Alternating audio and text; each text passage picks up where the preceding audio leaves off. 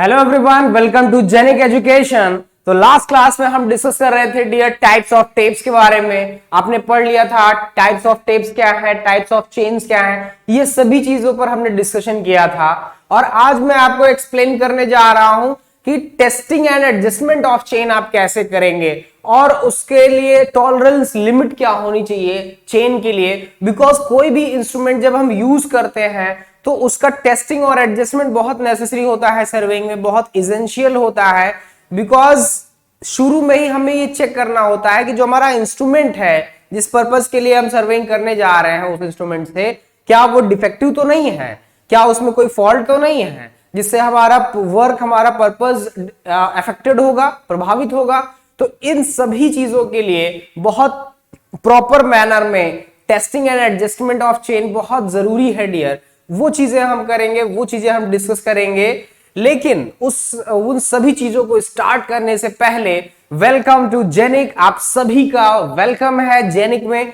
और अपने इस चैनल पर मुझे उम्मीद है कि आप सभी लोग आ चुके होंगे। सिविल इंजीनियरिंग से जो लोग बिलोंग करते हैं, ज्यादा से ज्यादा अपने फ्रेंड्स को, अपने कलीज को, अपने साथियों को और उन सभी पर्संस को जो भी सिविल इंजीनियरिंग से बिलोंग करते हैं, उनको इस चैनल, अपने इस channel Genic civil and mechanical पर लेकर आइए। खुद ज्वाइन होइए और सभी को ज्वाइन कराइए और लाइक शेयर एंड सब्सक्राइब जरूर करिएगा, क्योंकि इससे हमें भी एक मोटिवेशन मिलता है, एक बूस्टअप मिलता है, जो हमें भी एक एनर्जी प्रोवाइड करता है और फिर हम आपको एनर्जी प्रोवाइड करते हैं। तो जरूर जो है, अगर अभी तक आपने अपने इस channel Genic civil and mechanical को लाइक शेयर एंड सब्सक्राइब नहीं किया है तो प्लीज कर दीजिए जो है, और बेल आइकन को प्रेस करना मत भूलिएगा, क्योंकि जिससे आने वाली सभी नोटिफिकेशंस आपको मिलती रहेंगी जो है। और अपने इस चैनल को हर जगह फैला दीजिए, व्हाट्सएप ग्रुप, फेसबुक ग्रुप, जितने भी आपके ग्रुप्स हैं, इंस्टाग्राम, जो भी जहां जहां भी है सब जगह इसको फैला दीजिए, इसको शेयर कर दीजिए, क्योंकि ये चैनल आपका चैनल है जेनिक सिविल एंड मैकेनिकल। और जैसा कि आप सभी को पता है कि एक न्यू चैनल है, एक नया चैनल है जो कि आप सभी के लिए स्पेशली डेवलप किया गया है। तो इसलिए जो है इसको जो है आपको एक सुपर चैनल बनाना है और ये काम आप ही कर सकते हैं। तो चलिए, और मुझे उम्मीद है कि इस अब जो मैं टॉपिक पढ़ाने जा रहा हूं और अभी तक जो चीजें मैंने आपको पढ़ाई है वो सभी चीजें आपने वेल मैनर में प्रिपेयर की होंगी, वेल रिवीजन किया होगा, वेल प्रैक्टिस किया होगा, प्रॉपर नोट्स तैयार की होंगी, क्योंकि तभी इन चीजों का फायदा आपको मिल पाएगा, बेनिफिट मिल पाएगा। आपको वाकई में लगेगा कि हाँ मैं डिजर्व कर, आप डिजर्व कर रहे हैं, आप एग्जिस्ट कर रहे हैं उस लेवल में जो लेवल होना चाहिए, एक अच्छे जो है लेवल जो एग्जिस्ट करता है to prepare, to qualify, to crack any competitive engineering exams. ठीक है, तो आपको भी फील होने लगेगा धीरे धीरे। लेकिन प्रॉपर नोट्स बहुत मैटर करता है, जो चीजें आपको पढ़ाई जा रही हैं उनका प्रैक्टिस बहुत मैटर करता है। चीजों को रेगुलरली चैनल्स पर अपडेट रहिए, जिससे सभी वीडियो, सभी लेक्चर्स आपको प्रॉपरली अंडरस्टैंड, एक बेटर अंडरस्टैंडिंग आपको मिल पाए, जो है एक बेटर एंड बेस्ट अंडरस्टैंडिंग आपको मिल पाए यहाँ पर, क्योंकि ये चैनल आपके लिए ही क्रिएट किया गया है और आपके सभी प्रॉब्लम्स का सॉल्यूशन इस चैनल पर एक बेस्ट मेथोडोलॉजी में, एक बेस्ट वे में, एक बेस्ट जो है टेक्निक में आपको प्रोवाइड किया जाता है। सो प्लीज अपने इस चैनल को एक सुपर चैनल बनाइए। चलिए, अब जो है इन सभी बातों के बाद अब चलिए अपने टॉपिक पर आते हैं, जो कि आज का टॉपिक हमारा है testing and adjustment of a chain और टॉलरेंस लिमिट क्या होनी चाहिए। बिकॉज चेन तो आप जान गए भाई कि चेन क्या होता है, इसके स्पेसिफिकेशंस क्या हैं, इसके टाइप्स क्या हैं, क्यों हम यूज करते हैं सर्वेइंग पर्पस में। बट अब ये जानना बहुत जरूरी है, क्योंकि जब आप इसको यूज करने जा रहे हैं, फील्ड में सर्वेइंग का मेथड अप्लाई करने जा रहे हैं, तो इसलिए ये जरूरी हो जाता है कि इसकी जो प्रॉपर केयर है, इसकी जो प्रॉपर एडजस्टमेंट है, इसकी जो प्रॉपर टेस्टिंग है, ये सभी चीजें एक कॉमन वे में, एक जनरल चीजें हैं जो बहुत जरूरी होता है। छोटी छोटी बातें हैं लेकिन बहुत काम की चीजें हैं और ये जानना हमारे लिए बहुत जरूरी होता है। इससे हमारा रिजल्ट अच्छा होता है, हमारा ऑब्जर्वेशन अच्छा होता है, हमारे डेटाज करेक्ट मिलते हैं हमें। क्योंकि आपको पता ही है हम सर्वेइंग में डेटा कलेक्शन करते हैं। तो चलिए अब बिना एक क्षण गवाए और आपका एक क्षण लॉस किए हुए अब मैं चलिए पॉइंट पर आता हूं सीधे और अपने टॉपिक को स्टार्ट करते हैं। Testing and adjustment of a chain. Testing and adjustment of a chain, किसी चेन का टेस्टिंग या एडजस्टमेंट कैसे करेंगे हम, चेन का टेस्टिंग या एडजस्टमेंट कैसे करेंगे हम, तो उस पर डिस्कस करते हैं। Testing and adjustment, TESTING, testing and adjustment, ADJUST, adjustment of a chain. एक चेन का हमें टेस्टिंग और एडजस्टमेंट कैसे करना है, क्यों ये इसेंशियल है हमारे लिए, ये सभी चीजों पर हम डिस्कस करेंगे डियर। ठीक है, एक चेन का टेस्टिंग और एडजस्टमेंट क्यों मैटर करता है हमारे लिए, इन सभी चीजों पर डिस्कस करेंगे। तो चलिए स्टार्ट करते हैं। बिकॉज जब आप चेन से कोई ऑब्जर्वेशन लेते हो तो अगर चेन ही आपका डिफेक्टिव है तो क्या ऑब्जर्वेशन आपके करेक्ट हो सकते हैं? नहीं हो सकते ना। जो आप उससे ऑब्जर्वेशन लेंगे, जो भी रिजल्ट हमें मिलेंगे, जो भी डेटा हमें मिलेंगे, क्या वो करेक्ट होंगे? क्या वो करेक्ट हो सकते हैं? क्या कोई ऐसा पॉसिबल है? नहीं। तो इसलिए डियर ये जरूरी है कि जब हम ऑब्जर्वेशन करने से पहले अपने चेन का स्टैंडर्डाइजेशन, क्या उसके स्टैंडर्ड है, अपने मानकों पर वो खरा उतरता है कि नहीं, क्या वो मतलब कंडीशन में है ऑब्जर्वेशन लेने के, इन सभी चीजों को हम चेक करते हैं, जिसके बाद ही अपना ऑब्जर्वेशन हम स्टार्ट करते हैं। देखिए जैसा कि आपको बताया गया है कि चेन की एक स्टैंडर्ड लेंथ जनरली जो 20 मीटर 30 मीटर की लेंथ, क्योंकि अब ज्यादातर मेट्रिक चेन ही ट्रेडिशन में है। बेसिक चीजें सारी आपको बता दी गई हैं कि क्यों क्या क्या इसके टाइप्स हैं, लेकिन जो इस समय ट्रेडिशन में है वो आपका 20 मीटर और 30 मीटर की जनरली मेट्रिक चेन, जो कि मैं बता चुका हूं, वो जो है ज्यादा यूज है, ज्यादा ट्रेडिशन में है। तो लेकिन होता क्या है कि जैसे आपने अपने स्कूल में, कॉलेजेस में, जहां भी आपने प्रैक्टिकल किया होगा, सर्वेइंग लैब चली होगी आपकी, वहां पर काफी टाइम से इंस्ट्रूमेंट रखे रहते हैं, कई बैचेस निकलते हैं पास होकर, और एक ही इंस्ट्रूमेंट काफी लॉन्ग टाइम तक यूज होता है। तो काफी इंस्ट्रूमेंट पुराने हो जाते हैं, घिस जाते हैं, उनकी जो घिसने के कारण उनकी जो स्टैंडर्ड लेंथ है वो कम हो जाती है, पटकने से जमीन पर इधर उधर या झटके देने से, ट्विस्टिंग होने से, बार बार उठाने से, पटकने से। तो इसमें क्या होता है कि उस पे जो स्टैंडर्ड उसके डायमेंशंस है, स्टैंडर्ड जो लेंथ है वो प्रभावित होते हैं, और चेन अपनी मानक लंबाई जो कि 20 मीटर या 30 मीटर जनरली होती है उसको खो देती है। और इसी वजह से जरूरी हो जाता है कि हम अपने चेन का प्रॉपर टेस्टिंग वर्क करने से पहले जरूर करें। ओके, तो अच्छा, एक्चुअली में स्टार्टिंग में जरूरी इसलिए भी हो जाता है क्योंकि अगर स्टार्टिंग में कोई डिफेक्ट है, कोई एरर है, तो उसको हम तुरंत करेक्ट कर लेंगे। लेकिन जब आपने ऑब्जर्वेशन कर लिया, उसके बाद आपको पता चल रहा है, तब आपके लिए थोड़ा सा हमारे लिए आउट लगता है कि भाई हमने इतना हार्ड वर्क भी किया, इतना फील्ड वर्क भी किया, इसके बाद अब इंस्ट्रूमेंट ही डिफेक्टिव था। तो सोचिए उस टाइम आपको कैसा फील होगा जब एक दिन भर लेबर, एक जो है अच्छा खासा हार्ड वर्क करने के बाद, फील्ड वर्क करने के बाद आपको बाद में ये पता चले कि भाई जो हमने इंस्ट्रूमेंट लिया था, जो हमने चेन लिया था, वही डिफेक्टिव था। तो हमारा रिजल्ट कैसे आपको करेक्ट मिल सकता है?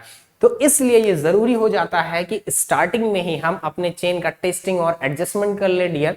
फर्स्ट ऑफ ऑल इसमें जो है छल्ले क्या होते हैं, टेढ़े मेढ़े हो जाते हैं, घिस जाती है चेन, जो है छोटी हो जाती है, अपनी लंबा, छोटी तो नहीं, ज्यादातर बड़ी होती है, छोटी भी हो जाती है अगर जो है, ठीक है। तो इसकी लेंथ अपनी करेक्ट लेंथ से डिस्टर्ब हो जाती है, ठीक है, अपनी ट्रू लेंथ से, जो स्टैंडर्ड लेंथ है 20 मीटर 30 मीटर, उससे डिस्टर्ब हो जाती है। तो इस केस में क्या करते हैं कि इसके लिए हम पहले से ही एक स्टैंडर्ड गेज बना के रखते हैं। एक पहले से ही हम, जो हमारी लैब होती है, फिर जो हमारा ऑफिस होता है, जहां भी हम अपना इंस्ट्रूमेंट रखते हैं, वहां पर पहले से ही सपोज दैट मान लीजिए 20 मीटर की लंबाई है, ठीक है, 20 मीटर का, तो हमने 20 मीटर का गेज बना के रखा है पहले से ही।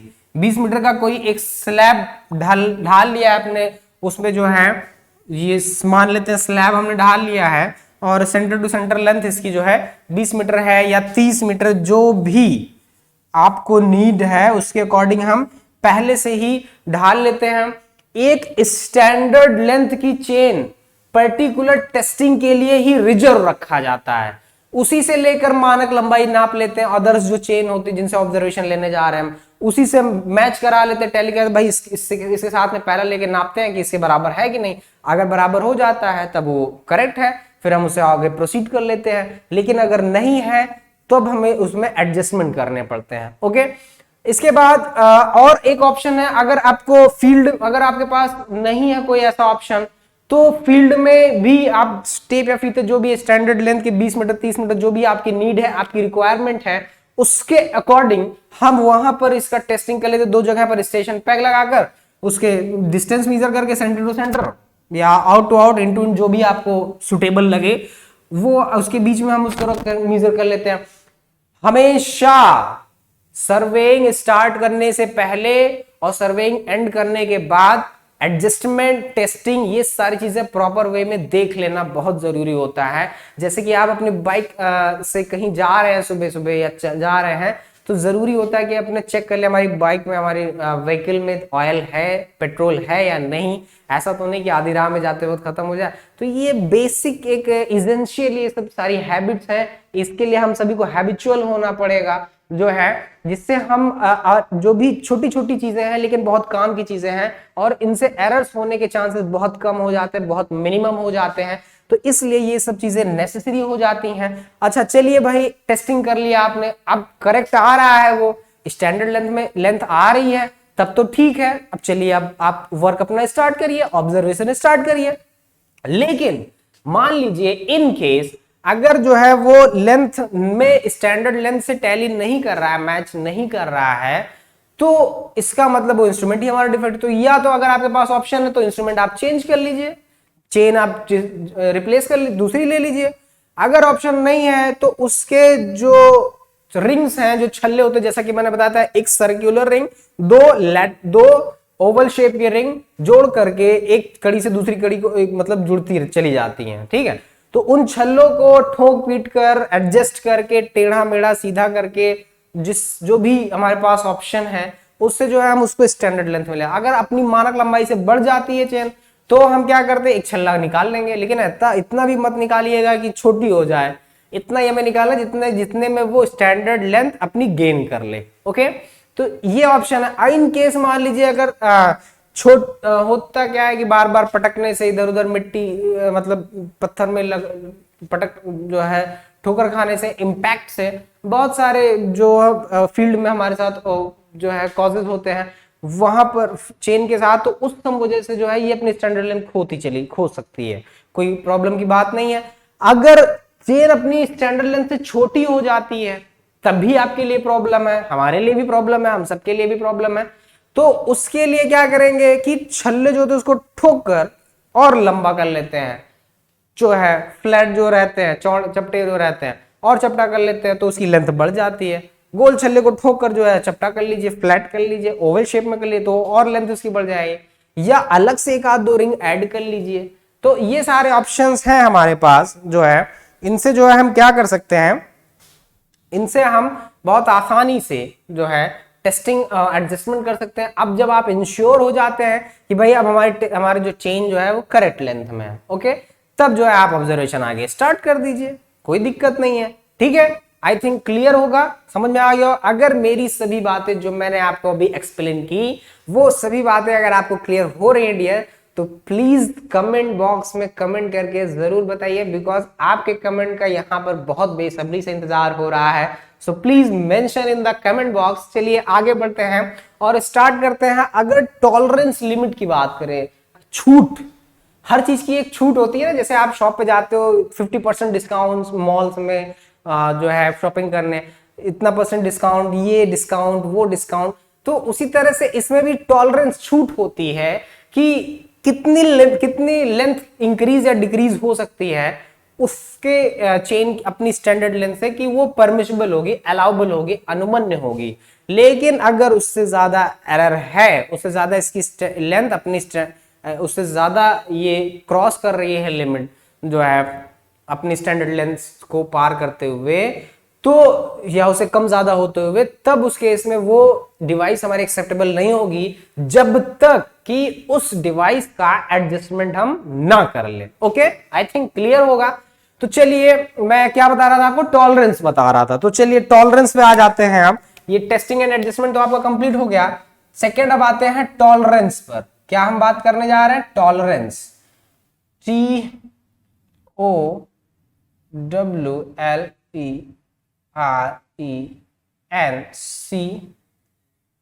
ओके, टॉलरेंस लिमिट की अगर बात करें, LMIT, टॉलरेंस लिमिट की बात करें, जो छूट दी जाती है, इसकी सीमा छूट दी जाती है कि कितनी लंबाई तक ठीक है, ओके है, एक्सेप्टेबल है। तो आपको बता दें डियर कि जो है अगर 20 मीटर की चेन है तो इसमें +5 -5 mm का जो है टॉलरेंस है, समझ रहे हैं। अगर for 20 metre chain, for 20 metre chain length, for chain length of 20 metre, for the length of the length of 20 meter chain, the length of 20 meter chain, इसके लिए छूट है डियर ±5 mm, समझ रहे हैं। इसके लिए केवल ±5 mm तक की छूट है। 5 mm कम ज्यादा चलेगा, इससे अगर ज्यादा हो रहा तो नहीं चलेगा। इसके बाद अगर 30 मीटर की चेन की बात करें बेटा, for the length of 30 metre, how much, 30 metre की चेन अगर है तब जो है इसके लिए ±8 mm का टॉलरेंस लिमिट है, ±8 mm का टॉलरेंस लिमिट है अगर 30 मीटर की चेन है।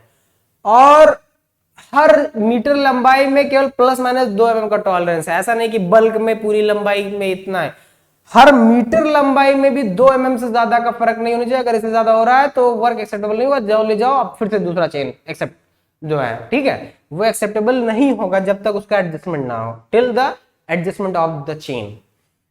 For each 1 metre, for each 1 metre length of the chain, for each 1 meter length of the chain is equals to ±2 mm।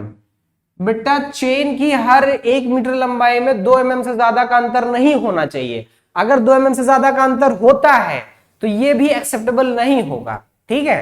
तो इन सारी चीजों को ध्यान में रखना बहुत जरूरी है। अगर ये छोटी छोटी बातें हम शुरू में ध्यान में रखेंगे तो आगे एरर्स होने के चांसेस बहुत मिनिमम हो जाए। और आपको बता दें बेटा, ये चीजें पूछी जाती हैं केवल फील्ड वर्क के पॉइंट ऑफ व्यू से नहीं, आपके एग्जामिनेशन पॉइंट ऑफ व्यू से भी इंपॉर्टेंट है। और इस तरह से 1 नंबर आपका तैयार हो गया। ये पूछा जाता है कि भाई 20 मीटर की चेन लेंथ के लिए कितनी टॉलरेंस लिमिट होगी, 30 मीटर की चेन लेंथ के लिए कितनी टॉलरेंस होगी। हर 1 मीटर लंबाई में, प्रत्येक मीटर लंबाई में चेन के लिए टॉलरेंस लिमिट चेन की लंबाई के लिए कितनी होगी।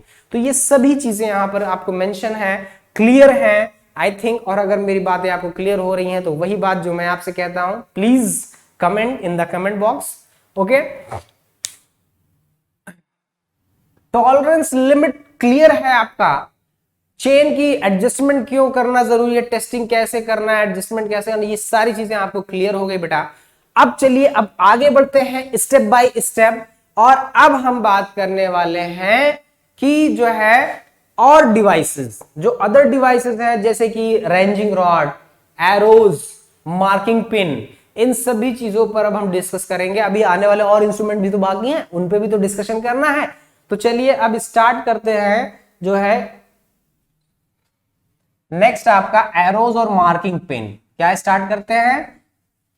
एरोज और मार्किंग पिन। थोड़ा सा ये वेट हो गया है,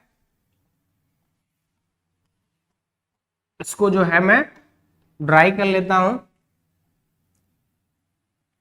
एरोज और मार्किंग पिन है ना, एरोज और मार्किंग पिन पर डिस्कशन करेंगे डियर अब हम कि भाई एरोज क्या है, मार्किंग पिन क्या है। दोनों एक ही चीजें हैं, इसको अलग अलग नाम है, ठीक है। और जैसा कि चेन आपको एक्सप्लेन हो चुका है, टेप एक्सप्लेन हो चुका है, अभी हम डिस्कस करेंगे arrows, marking pin, ranging rod, offset rod, ठीक है, प्लम बॉब, इन सभी चीजों पर जितने भी इंस्ट्रूमेंट थे लगभग सभी चीजों पर हम डिस्कशन करेंगे जो है।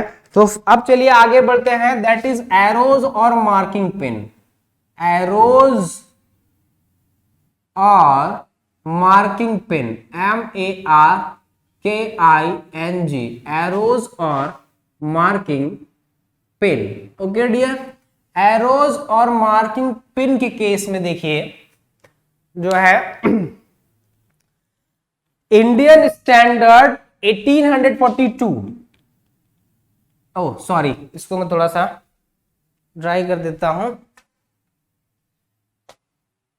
इंडियन स्टैंडर्ड 1842 टू 1961 के अकॉर्डिंग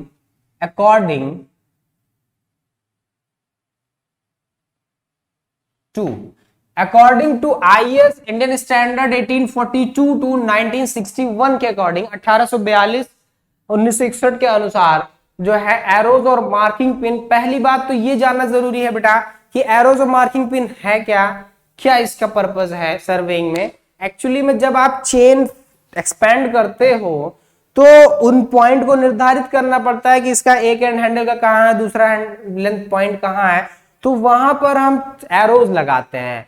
ये एरोज जो है ये भी 4 mm थिक स्टील के वायर के बनाए जाते हैं और इनकी लेंथ 40 सेंटीमीटर तक रखी जाती है एंड इसके हेड पर एक सिरे पर जो टॉप में रहता है उस पर जो है 5 सेंटीमीटर का लूप दिया जाता है डियर, जो है एक गुंडा दिया जाता है, 5 सेंटीमीटर का मोड़ दिया जाता है जिससे इसको फिक्स करने में ऑन द ग्राउंड और जो है निकालने में और मार्किंग में आसानी रहे। ठीक है, तो जैसे कि मान लीजिए दो आपने चेन एक्सपेंड किया भाई, अब ये चेन एक्सपेंड किया तो 2 पॉइंट हमारे ए बी अब इनके बीच एक्सपेंड किया आपने, तो यहां पर अब चेन हटा लोगे आप, तो इस पर मार्किंग के लिए जो है हमारा एक एरो होना चाहिए ना, हमारा एक मार्किंग पिन होना चाहिए ना, ऐसे इसको जो है ये हमारा मार्किंग पिन होना चाहिए ना, ऐसे एरोज। ठीक है, तो ये एरोज जरूरी होता है जिससे कि चेन हटा ले हम, तो ये पॉइंट तो हमें पता रहे ना, फिर इनको मार्क कर दीजिए आप। तो ये मार्किंग पिन का काम करते हैं, मार्क करने का काम करते हैं कि भाई यहां पे हमने चेन लेंथ मेजरमेंट किया था।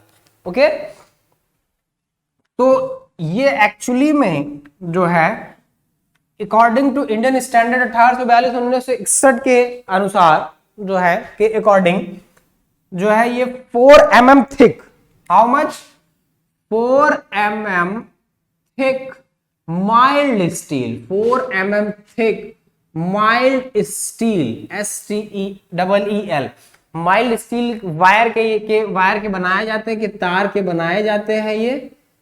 ठीक है, और इनकी जो लेंथ होती है डियर, इनकी जो लेंथ होती है वो 40 सेंटीमीटर, समझ रहे हैं, इनकी जो लेंथ होती है वो 40 सेंटीमीटर, ये इस तरह से इसकी जो लेंथ होती है डियर ये 40 सेंटीमीटर, 40 सेंटीमीटर टोटल होती है। और इसमें जो ये लूप दिया जाता है ये आप देख रहे हैं, जो ये डाया दिया जा रहा है, ये डाया जो है 5 सेंटीमीटर का लूप दिया जाता है। कितना दिया जाता है, 5 सेंटीमीटर का लूप दिया जाता है। और इसके जो एजेस होते हैं वो नुकीले बनाए जाते हैं, शार्प बनाए जाते हैं डियर, जिससे कि इसको हम ऑन द ग्राउंड फिक्स करने में हमें बहुत हेल्पफुल हो, आसानी हो। अब देखिए इसे पकड़ के फिक्स कर दिया ग्राउंड में, उसके बाद पकड़ के निकाल लिया। ठीक है, तो ये 40 सेंटीमीटर लेंथ में होते हैं, 5 सेंटीमीटर इसका लूप प्रोवाइड किया जाता है। जनरली नंबर में 10 लिए जाते हैं, जनरली नंबर में बेटा 10 लिए जाते हैं, 10 NOS। अब आप बताइए क्यों 10 NOS लिया जाता है, आपको क्या लगता है, कुछ और होना चाहिए था या आपके सजेशन में क्या हो सकता है, जरूर मुझे कमेंट बॉक्स में मेंशन करिए जो है कि आपको क्या लगता है। जब आपने सुना सर ने बोला एरोज और मार्किंग पिन, तो क्या आपको लगा, आपके दिमाग में क्या आया, क्या आपको फील हुआ, क्या आपके अकॉर्डिंग हो सकता है, ये जो है मुझे मेंशन करिए। अगर आपके अकॉर्डिंग कुछ इसमें मॉडिफिकेशन हो सकता है तो वो भी मुझे आप बताइए। नंबर में 10 लिए जाते हैं, 10 ही क्यों लिए जाते हैं, ऐसा क्यों होता है, ये भी बताइए मुझे। चलिए मैं बताता हूं नंबर में 10 इसलिए लिए जाते हैं, एक 10 स्टैंडर्ड नंबर रख दिया गया है, जिसको भी 10 दिया था भाई। 10 से क्या है, भूलने का प्रॉब्लम नहीं होता है कि भाई तुम 7 ले गए थे, तुम 6 ले गए थे, तुम 5 ले गए थे, तुम 9 ले गए थे, तुम 8 ले गए थे, तुम 2 ही ले गए थे। तो जिसको भी दिया था 10 दे दिया आता है कि भाई 10 मैं दे रहा हूं, मुझे 10 वापस चाहिए, जो है आप, मैं 10 रिटर्न कर रहा हूं, आपको दे रहा हूं, 10 मुझे रिटर्न में मिलना चाहिए। ओके, तो इसलिए 10 स्टैंडर्डाइज कर दिया गया है। और हमेशा ध्यान रखिए डियर, लीडर जो होता है, जो लीडर होता है, सपोज दैट ये ए बी सी कंटिन्यू, ठीक है, इसको मैं कंटिन्यू कर देता हूं, ठीक है। तो लीडर जो होता है LEADER, लीडर, लीडर बेटा जो चेन एक्सपेंड करके जितने एरोज लगाएगा, जितने एरोज लगाएगा उतने एरोज लास्ट में फॉलोअर के पास होने चाहिए।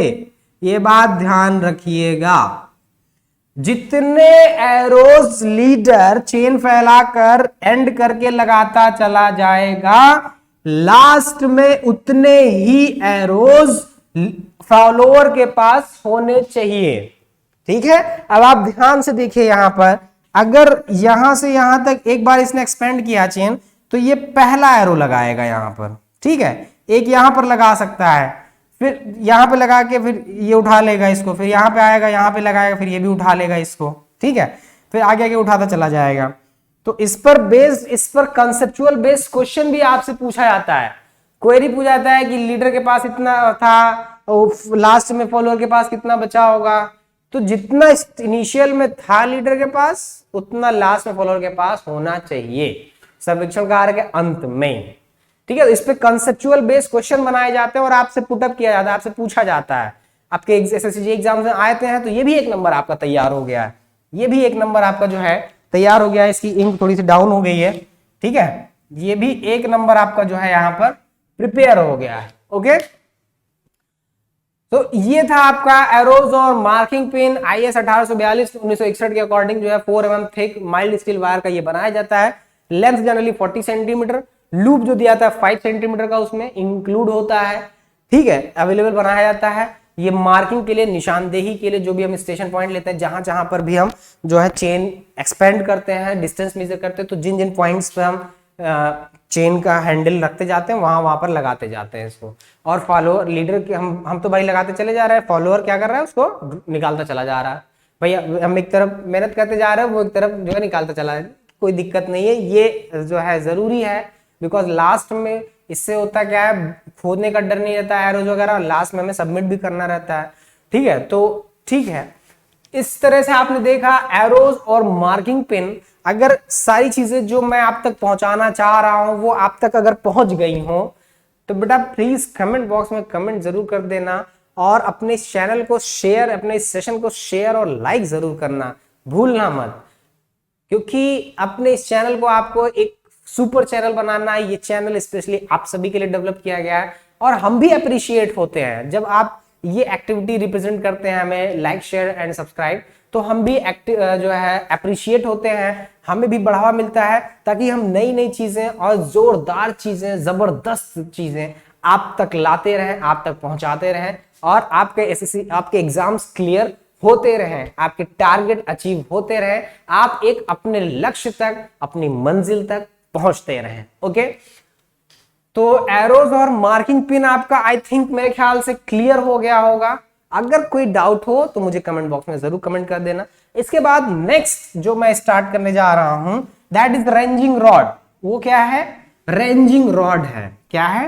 Ranging rod. तो चलिए अब मैं डिस्कस करने जा रहा हूं भाई, रेंजिंग रॉड पे मेरा डिस्कशन स्टार्ट होने वाला है।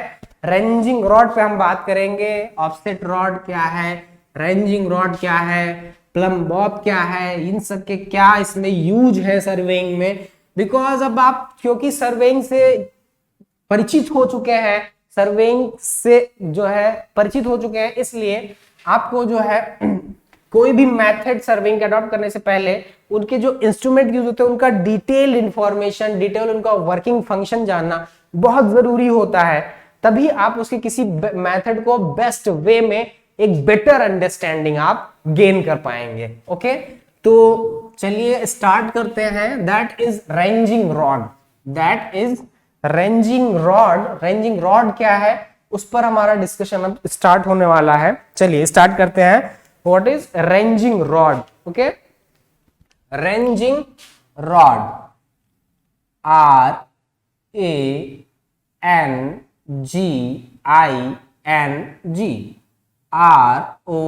रेंजिंग रॉड है ना। रेंजिंग रॉड क्या है, इस पर हम डिस्कस करेंगे। रेंजिंग रॉड क्या लगता है आपको, आपकी समझ में क्या हो सकता है? आप क्या बताएंगे मुझे रेंजिंग रॉड के बारे में? कुछ आप अपने से मेंशन करिए, रेंजिंग रॉड क्या होता है, क्यों, या आपके नजरिए से क्या हो सकता है। चलिए मैं बताता हूं। रेंजिंग रॉड एक रॉड होती है, एक ऐसी छड़ होती है जो है लकड़ी की भी हो सकती है, एल्यूमिनियम की भी, मेटल की भी हो सकती है, स्टील। तो इस ये जनरली 30 mm, और ये रॉड का यूज स्टेशन पॉइंट्स को, जो हमारे पॉइंट्स हैं उनको ऑब्जर्व करने के लिए, उनको टारगेट करने के लिए, उनको विजिट करने के लिए, उनको साइट करने के लिए, उनको बाइसेट करने के लिए होता है। ठीक है, तो ये जनरली 30 mm इन डायामीटर, ये बेटा 30 mm डायामीटर में अवेलेबल होती हैं, and 2 to 3 metre in length, और लंबाई में बेटा 2 से 3 मीटर इनकी लंबाई होती है। ठीक है, और 30 mm के डायमीटर में जनरली रिप्रेजेंट होती हैं। Made of well seasoned would, made of well seasoned, भली प्रकार से संशोधित, उपचारित, सीजनड वुड, कॉमा ऑब्लिक, चलिए यहां पे आपको हो सकता है दिख ना रहा हो, इसके आगे अब मैं नहीं लिखूंगा, वुड और स्टील और एल्यूमिनियम और एनी अदर मेटल और मटेरियल, मेटल और मटेरियल, METERIAL, बेटा किसी और मटेरियल का ये बनाया जाता है। राउंड शेप में भी खोखला हो सकता है, हॉलो शेप में भी हो सकता है ये, और सॉलिड में जरूरी नहीं है, ज्यादा लकड़ी के केस में ज्यादा हो सकता है क्योंकि सॉलिड में हमारे मटेरियल ज्यादा कंजम्पशन होगा मटेरियल का। हॉलो में लाइट वेटेड भी होगा, वो उसका हैंडलिंग भी इजी होगा, और जो है मटेरियल भी कंज्यूमिंग कम होगी। तो ये बेनिफिट हो सकता है हमें, जो मुझे लगता है। अगर आपके सजेशन में कुछ और हो तो आप भी बताइए मुझे। तो ये जनरली जो है, ये आप देख सकते हैं यहां पर, अगर स्क्वायर शेप में बात करें, ठीक है, अगर मैं इसको खोखले शेप में बात करूं तो इस तरह से आप जो है इसको देख सकते हैं, और अगर सर्कुलर फॉर्म में बनाएं इसको तो इस तरह से ये बनेगा। ठीक है, और इसके जो एक एज होता है डियर, ये देखिए शार्प एज वाले हैं, शो लगी होती है इस पर, जिससे कि इसको हम ग्राउंड में आसानी से फिक्स कर सके, और इसका सिरा नुकीला बनाया था, इस पर शो भी लगी होती है। चलिए मैं शो लगा देता हूं उस पर, है ना, शो लग जाएगा तो इसका शो और अच्छा हो जाएगा। तो चलिए मैं इस पर शो लगा देता हूं, ये देखिए मैंने शो लगा दिया है, और आप इसको ऑब्जर्व करिए, पहचान के बताइए मुझे कि कुछ और तो नहीं बन गया ये। ठीक है, तो चलिए देखिए मैंने शो बना दिया है, इस पर भी बना देता हूं जिससे इसका शो और अच्छा हो जाए। ओके, तो यहां पे इस तरह से आपने देखा कि मैंने इसका शो भी बना दिया। ठीक, generally 30 mm in diameter, 30 mm dia, okay, 30 mm diameter, length LENGTH 2 metre to 3 metre. ठीक है, ये लेंथ प्रोवाइड करता है 2 मीटर से 3 मीटर की। ठीक है, तो ये सारी चीजें हैं। और बेटा आपको बता दें कि जो है इसका यूज, जैसा कि मैंने बताया, जैसे कि फील्ड में आपने ग्राउंड पे कहीं भी आपने पॉइंट्स लिए ABC, अब वहां पे हमें क्या करना है, जो है चेनिंग करना है, रेंजिंग करना है, जो भी चीजें करना है और फिर उनको पॉइंट को हमें ऑब्जर्व करना है।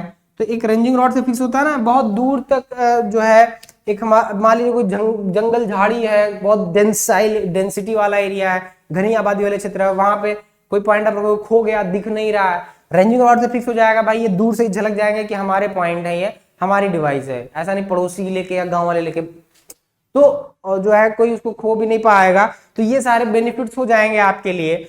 यहां पर ये रेंजिंग रॉड फिक्स कर दिया हमने। अब जो भी हमें बाइसेक्ट करना है, जो भी हमें साइट विजिट करना है या चेन से हमें मेजरमेंट करना है इनके बीच 20 मीटर 30 मीटर जो भी करना है, वो सारी चीजें हमें पॉइंट पता चल गया। अब हम इसको मार्क कर सकते हैं, पहचान सकते हैं कि भाई फील्ड में ये इस जगह पे है, यहाँ पे है, साइट विजिट कर सकते हैं, आप टारगेट कर सकते हैं, लक्ष्य करने के लिए हर तरह से ये काम आता है। और इनकी शो लगी होती है जिससे इसको ग्राउंड में फिक्स किया जा सके। अगर मान लीजिए जमीन नहीं है, पत्थर है, ठीक है, तो पत्थर है तो वहां पे क्या करें, पत्थरों का ढेर लगा देंगे, बीच में उसको फिक्स कर देंगे। गाड़ना पॉसिबल नहीं हो पा रहा, अगर उसको जमीन में फिक्स नहीं करना पॉसिबल नहीं हो पा रहा, तो हम छोटे छोटे ईंटों के, पत्थरों के, कंकड़ों के ढेर ले लेंगे, उसमें उसको लगा के फिक्स कर देंगे। ये क्या करता है कि हमारे ऑब्जेक्ट का वर्टिकलिटी भी रिप्रेजेंट करता है, हमारे पॉइंट्स का, ठीक है, वर्टिकल प्लेन में उसको सीधे ऊपर तक भी ले जाता है, उस ऊपर तक नहीं, मतलब ऊपर तक जो है, ठीक है। तो ये चीजें फायदेमंद है। दूसरी बात बेटा, इसका लीस्ट काउंट जो होता है, इस पे सफेद या लाल और सफेद या व्हाइट एंड ब्लैक, ठीक है, काले और सफेद या लाल और सफेद कलर की पट्टियां बनी होती हैं।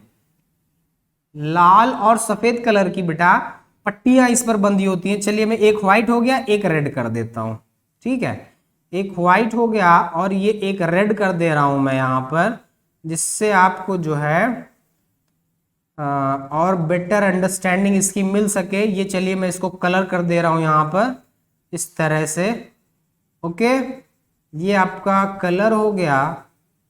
और बेटा ये जो है देखिए कलर कर दिया मैंने, ये 20 सेंटीमीटर, कितना, 20 सेंटीमीटर, चेंज कर देते हैं इसको थोड़ा सा कम, 20 सेंटीमीटर, बोले तो 0.20 मीटर, ओके, 0.20 मीटर। और व्हाइट, ये व्हाइट है, ये भी 0.20 मीटर, ये 20 सेंटीमीटर बोले तो 0.20 मीटर। ये बेटा व्हाइट कलर की और ये रेड कलर की, ठीक है, ये पट्टियों में इस तरह से डिवाइड कर दिया था। अब देखिए, इसीलिए इसका बेटा लीस्ट काउंट जो बोला जाता है, ये पूछा जाता है कि भाई रेंजिंग रॉड का लीस्ट काउंट बताइए आप हमें। तो रेंजिंग रॉड का लीस्ट काउंट बेटा जो होता है वो होता है 20 सेंटीमीटर, बोले तो 0.20 मीटर। इसमें सब पट्टियां होती हैं, ये 20-20 सेंटीमीटर के जो है पार्ट में डिवाइड की गई होती हैं। अब आप जरा ध्यान दीजिए बेटा, क्योंकि टोटल लेंथ इसकी कितनी होती है, रेंजिंग रॉड की टोटल लेंथ होती है 2 मीटर 3 मीटर। अगर 2 मीटर ले लिया जाए तो 2 मीटर में कितनी पट्टियां आ जाएंगी, 1 मीटर में 5 पट्टी आएगी 20-20 सेंटीमीटर की, यानी 10 पट्टी हो जाएगी, 10 स्ट्रिप हो जाएगी, ओके, क्योंकि एक पट्टी 20 सेंटीमीटर की है तो 10 पट्टी 200 सेंटीमीटर यानी 2 मीटर की हो जाएगी। अगर 3 मीटर लेंथ है बेटा तो ये कितना हो जाएगा, 15 स्ट्रिप हो जाएगी, 15 पट्टियां हो जाएंगी, क्योंकि एक पट्टी की लंबाई 20 सेंटीमीटर, 15 पट्टी 15 2 जा 30, 300 सेंटीमीटर हो जाएगी, ठीक है, यानी 3 मीटर। तो इस तरह से टोटल 10 पट्टियां 15 पट्टियां जो भी जैसी लेंथ हो उसके अकॉर्डिंग वो वेरी करती रहेंगी। तो ये सारी चीजें आपने देखी यहाँ पर डियर, क्लियर हो गया होगा मेरे ख्याल से। आई थिंक ये पूछा भी जाता है बेटा कि रेंजिंग रॉड का लीस्ट काउंट बताइए आप, तो मैं यहाँ पे आपको बता दे रहा हूँ कि रेंजिंग रॉड का लीस्ट काउंट 20 सेंटीमीटर होता है। ये आपका एक नंबर तैयार हो गया, रेंजिंग रॉड का लीस्ट काउंट 20, ठीक है। पूछा जाता है ये 20 सेंटीमीटर। और जहां पर ये देखिए जो भी हमारे स्टेशन पॉइंट है, विजन है बेटा, 200 मीटर दूरी तक तो हम अपनी आंखों से स्पष्ट देख सकते हैं, अप टू 200 मीटर की दूरी तक, लेकिन मोर देन 200 मीटर की दूरी के लिए जरूरी हो जाते हैं। तो ये जो है इसेंशियल जरूरी हो जाते हैं बेटा, मोर देन 200 मीटर, बेटा 200 मीटर की डिस्टेंस से ज्यादा, क्योंकि उसके बाद फिर हमारी आंखें हमारा साथ नहीं देती हैं, फिर हमें ऑब्जेक्ट क्लियर दिखाई नहीं देता है। तो ऑब्जेक्ट क्लियर नहीं दिखाई देता तो कुछ गलत भी प्रॉब्लम हो सकती है। तो इसलिए कोई आपका ऑब्जेक्ट पॉइंट मतलब जो है डैमेज कर सकता है, पॉइंट्स आपके खो सकते हैं, फिर आप कैसे ढूंढोगे उनको। तो इसलिए बेटा इसेंशियल, अब ये क्या है, ये रेंजिंग रॉड हमारा बन गया। आप किसी जंगल में भी है तो दूर से ही झलक जाएगा, पता चल जाएगा भाई ये सफेद काले रंग की पट्टियां इस पे है, लाल सफेद कलर की पट्टियां, तो देखने से पता चले भाई हमारा पॉइंट है, हमारा रेंजिंग रॉड है। ठीक है, तो ये बेनिफिट हो जाता है। बहुत डेंसाइल एरिया, बहुत डेंसिटी वाले एरिया में, घने क्षेत्रों में जहां भी, तो वहां पे दूर से ही पता चल जाएगा भाई हमारा डिवाइस है, हम इस पर वर्क कर रहे हैं। ठीक है, दूसरा कोई भी जल्दी हाथ नहीं लगाएगा। तो ये सारे बेनिफिट थे डियर रेंजिंग रॉड में। रेंजिंग रॉड का एक अल्टरनेटिव और भी है, रेंजिंग पोल जिसे बोलते हैं। वो जब ये रिलायबल नहीं रह जाता है, बहुत लॉन्ग, बहुत हाई डिस्टेंस पे, हाई लेंथ पे, बहुत ज्यादा दूरी पे, तो वहां पे हम रेंजिंग पोल यूज करते हैं। उसके बारे में मैं आपको डिस्कस करूंगा नेक्स्ट क्लास में। आज के लिए अभी तक आपने देखा कि testing and adjustment of chain कैसे करते हैं, रेंजिंग रॉड क्या होता है, एरोज क्या होते हैं, एरोज के स्पेसिफिकेशंस क्या हैं, रेंजिंग रॉड के स्पेसिफिकेशंस क्या हैं, टेस्टिंग एंड एडजस्टमेंट और टॉलरेंस लिमिट ऑफ चेन क्या है, क्यों जरूरी है ये सभी चीजें। इन सभी चीजों को अगर आपको समझ में आ गई हैं, मेरी बातें मैं जहां तक पहुंचाना चाह रहा हूं, अगर मैं वहां तक पहुंच रही है, तो प्लीज मुझे मेंशन जरूर करिए कमेंट बॉक्स में। इससे मुझे भी एक सुकून मिलता है, मुझे भी पता चलेगा कि हाँ मेरी बातें जो है आप तक पहुंच रही हैं, जो मैं आप तक पहुंचाना चाह रहा हूं। ओके, तो इसके आगे अब हम डिस्कस करेंगे नेक्स्ट क्लास में जो है। लेकिन तब तक आपने अगर अभी तक इस चैनल को लाइक शेयर एंड सब्सक्राइब नहीं किया है तो प्लीज कर दीजिए, और बेल आइकन को प्रेस करना मत भूलना, क्योंकि आने वाली सभी नोटिफिकेशंस आपको मिलती रहेंगी। ओके, और प्रॉपर नोट्स जरूर तैयार करना, नोट्स बहुत जरूरी है, मेंशन प्रैक्टिस बहुत जरूरी है, रिवीजन बहुत मस्ट है। ये सब चीजें बेटा इसेंशियल है। जैसे आपकी डेली की हैबिट होती है, उठते हो, नहाते धोते हो, मंजन करते हो, ब्रश करते हो, खाना खाते हो, तो वैसे ही अपने हैबिट्स में लाइए ये सब चीजें, बहुत इफेक्टिव होगा और जल्दी ही आप अपने लक्ष्य को प्राप्त करेंगे और आपका ये channel Genix civil and mechanical एक सुपर चैनल बनेगा। Thanks to all of you, thank you so much, love you, bye bye.